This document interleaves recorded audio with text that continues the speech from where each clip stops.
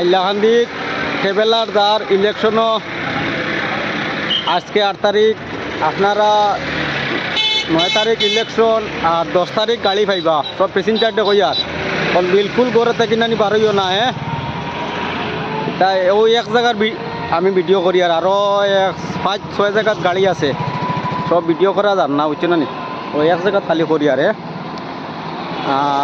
আরও গাড়ি বেজান আছে ও ওদিকে রাখা, মাঠও রাখা। তে আপনারা 10 তারিখ পর্যন্ত গাড়ি ভাইবা সব প্যাসেঞ্জারে।